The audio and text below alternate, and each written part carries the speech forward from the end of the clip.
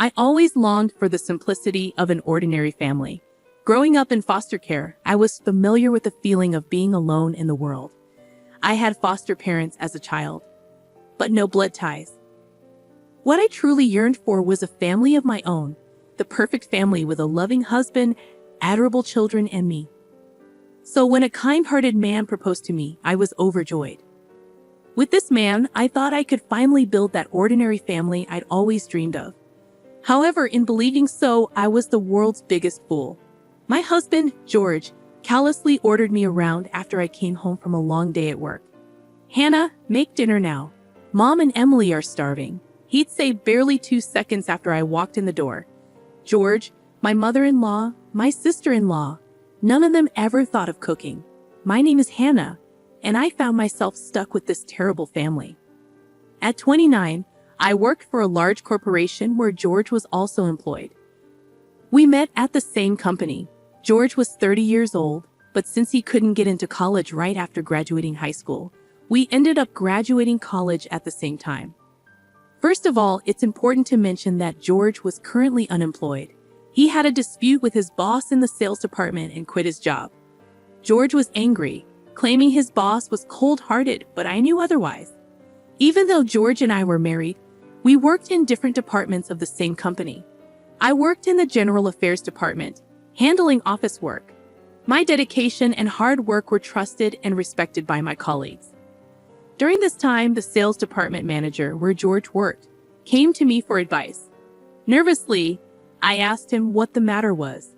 He tiredly opened his mouth and explained that George had suddenly handed in his resignation that day. Shocked and confused, I had no idea this was happening. The manager explained the situation to me. George would casually leave work, even if his tasks weren't finished, and he'd dump his overtime work on his colleagues.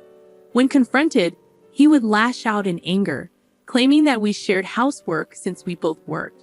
He also insisted on leaving work on time, citing concerns for his mother and sister's well-being. Feeling guilty and embarrassed, I apologized profusely to the manager. However, he reassured me that it wasn't my fault. He expressed his disgust for George, who quit his job without consulting me, his wife. George believed he would quickly find a new job, but the reality was harsh. Despite his efforts in job hunting, he faced rejection after rejection. He resented his previous boss, convinced that he had sabotaged his chances with other companies. I can swear that my company does not engage in such practices. Even after submitting a resignation, it's common knowledge among working people to stay in the company for at least a month. There are matters like work handover and procedures to be dealt with. However, George slammed his resignation letter onto the manager's desk and went home the same day. It was obvious to me that such an unreasonable person would not be hired by any company. George was content with giving his small severance pay to his mother and sister. He was raised in a single-parent family with his mother and sister Emily. Their father divorced his mother and left, which seems to have been a wise decision. Both my mother-in-law and Emily are healthy and capable of working, but they do nothing. I pay for living expenses and do all the work. Whenever I asked George to help out at home, he yelled at me saying, "My mother and Emily are my precious family, girl. You should be devoted to helping us out." It made no sense to me, so I snapped back at him. "Forget about your mother, but Emily is 23 years old. At least let her get a part-time job." George adored Emily a lot, who was 7 years younger than him. Emily was also taking advantage of George's kindness, pleading for pocket money. As I firmly refused to give her money, George started working part-time. It was a job managing a warehouse for a courier service. George told people around him that he quit his job at a major corporation because his family was sick. He is a man who lies as he breathes just to keep his reputation. And so, George's part-time earnings became Emily's dating expenses. Not doing any housework or work, Emily started going out with men. I was fed up with my mother-in-law stealing bills from my wallet out of her greed for money. Even if I talked to George about it, he would get mad at me saying, "Take care of my mom if you're my wife." This is why I can't stand people who grew up all alone in foster care like you. My mother-in-law scoffed at me, calling me wicked. I was living my days with the worst family. But one day, an encounter that changed my depressing daily life arrived. When I came home after buying groceries after work, there were unfamiliar shoes at the entrance, large-sized men's sneakers. I thought we had a guest over since the shoes were larger than George's. Then a young man popped out. He was tall, had a handsome face, and his hair was light brown. When I thought Emily had brought her boyfriend, the man apologized, saying, "I'm sorry. I was in the words of dating Emily, but I'll take it back." Contrary to his frivolous appearance, his tone was polite, a wise young man making sound judgments. I spontaneously asked the young man who was about to leave with his sneakers on, "What's your name?" "I'm Emily's sister-in-law, Hannah," I introduced myself. The young man looked up and smiled a little. He looked like a player, but he had a smart expression. After he finished putting on his sneakers, he introduced himself. "I'm James. I work as a bartender."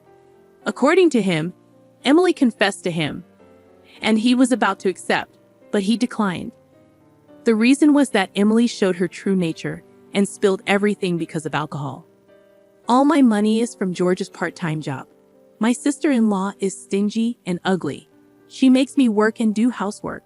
James deeply regretted that he was inexperienced and couldn't spot a good woman because of that. But he's a kind-hearted person who couldn't leave drunk Emily alone and sent her home. Moreover, James paid for the taxi fare.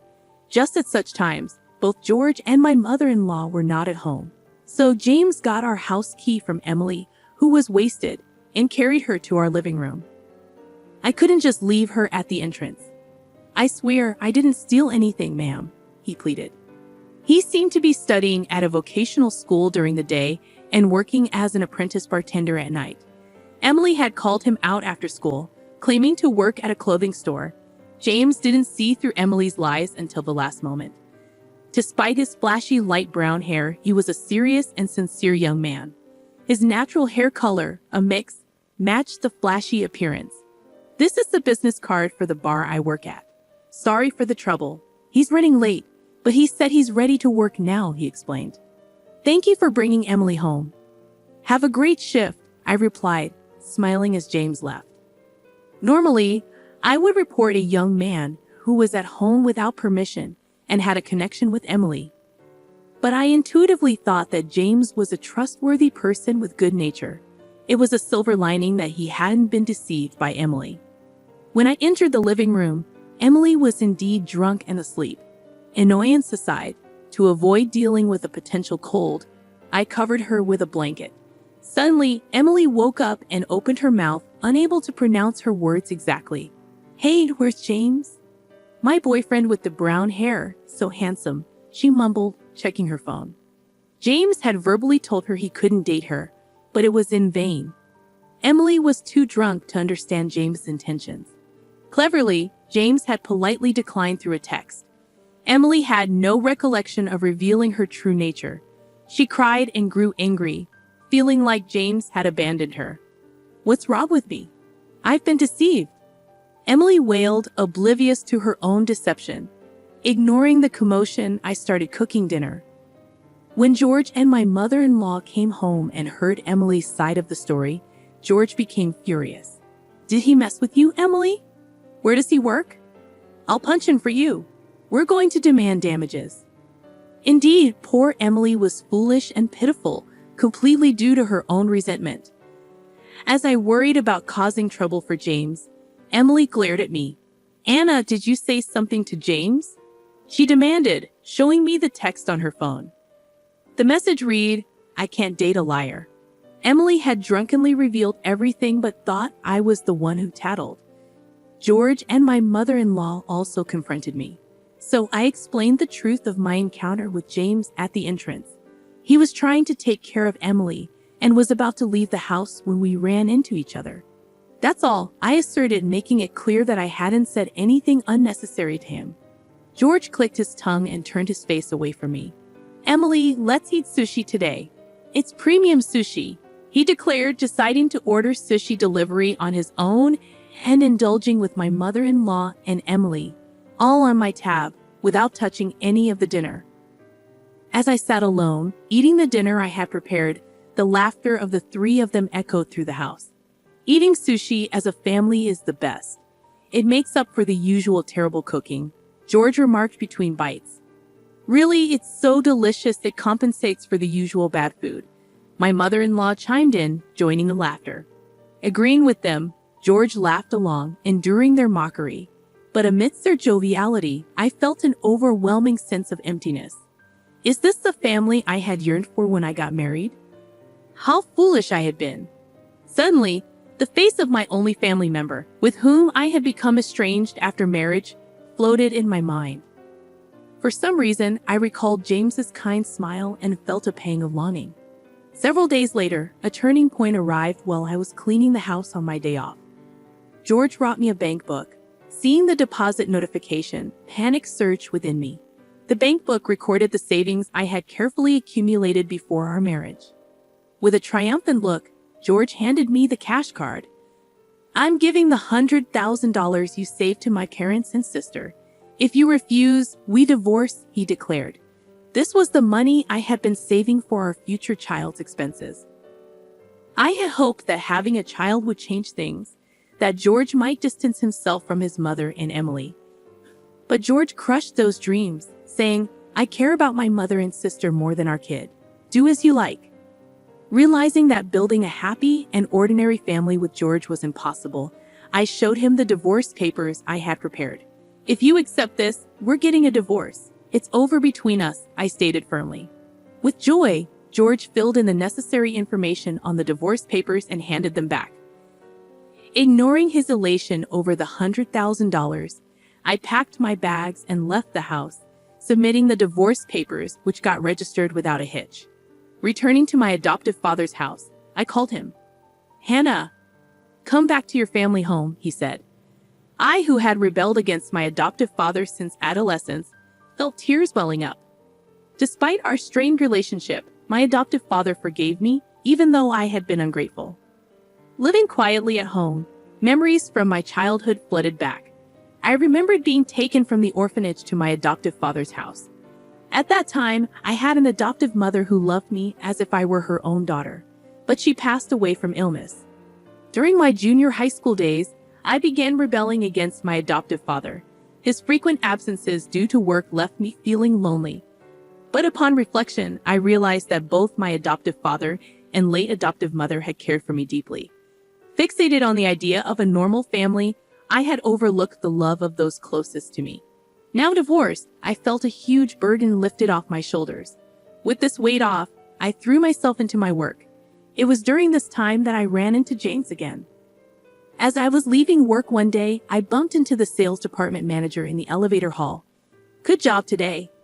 I greeted him, to which he kindly responded, You've been through a lot. You look better than before, and I'm so happy for you. He sincerely praised me for holding up well after my divorce. As I bowed and entered the elevator, the manager's tone turned serious. There's a bar that's been talked about in the sales department, he mentioned. I want to go, but it's a bit too fancy for an old man like me. Despite being married with children in high school, he expressed curiosity about the place. What kind of place is it? A cafe or something? He wondered aloud. He then humbly asked me to accompany him. Knowing the manager's sincerity, I agreed to accompany him to the bar.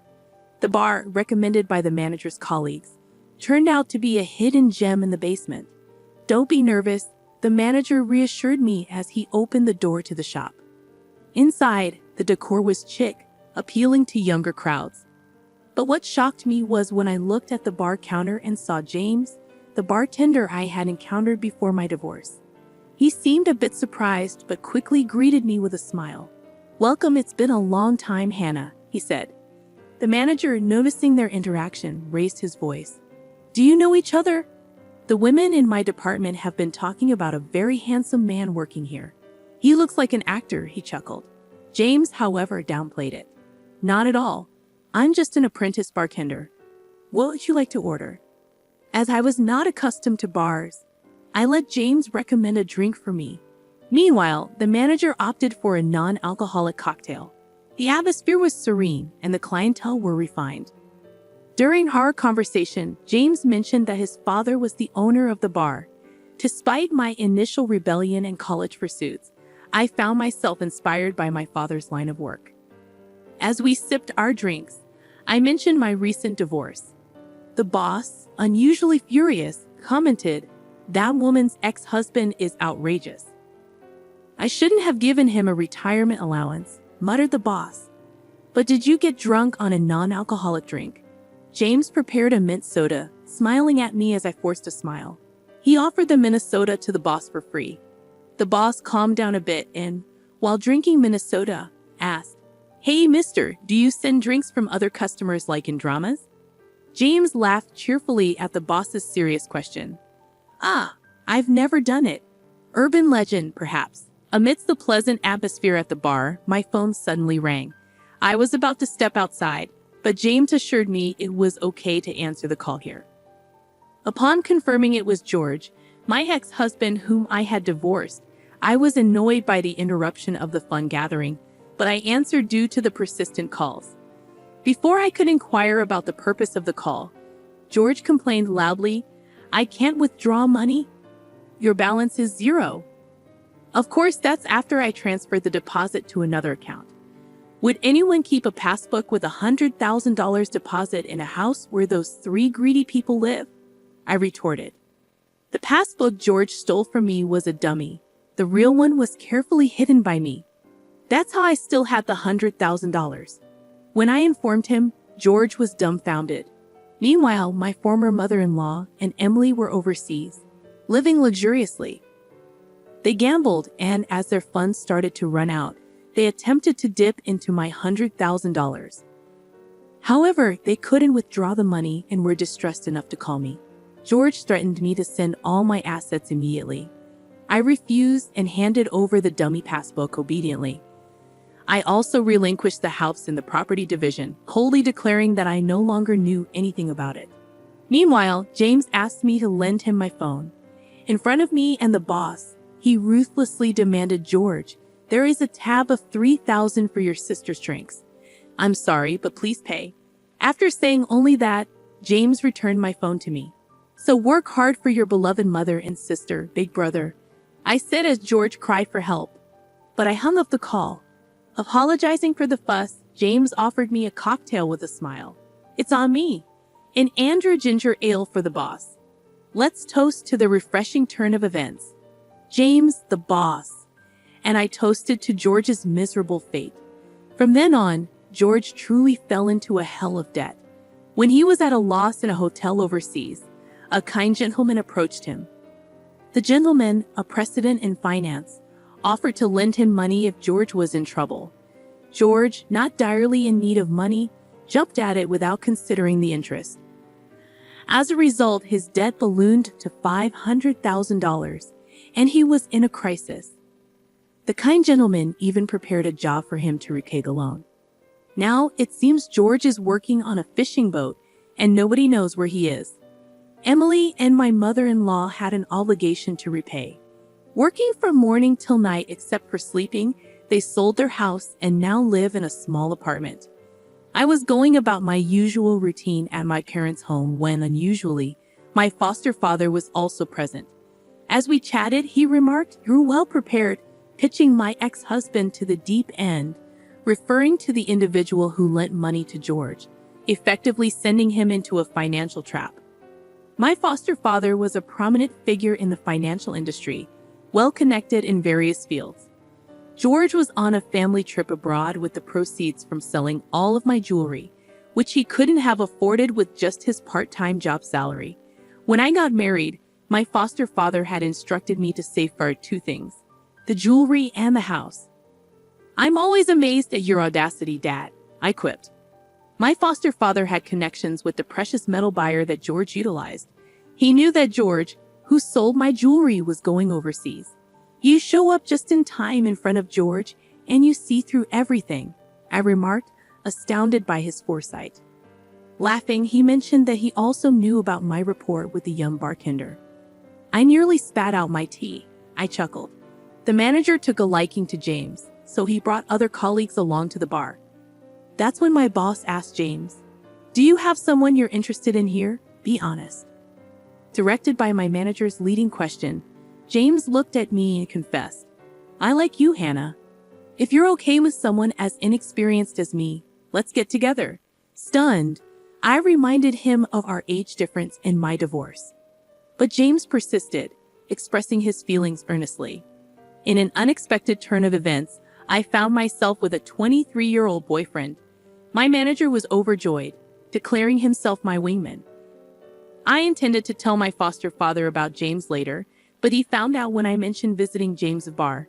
"He's a very nice young man," my foster father remarked, contrasting him with George. My foster father had always been fiercely protective of me, and though he could be extreme, he was a kind father. I felt grateful to have him in my life. When I shared my plans to start a new family with James, he smiled and congratulated me. Next time, I plan to take a break and go to the hot springs with my dear foster father, with James joining us. I promised to marry James, and I could already envision a harmonious family dynamic between my father and James. With a smile, I reported my plans to my father, who returned the sentiment with warm congratulations. "Congratulations, Hannah," he said, sealing the approval for my new journey ahead.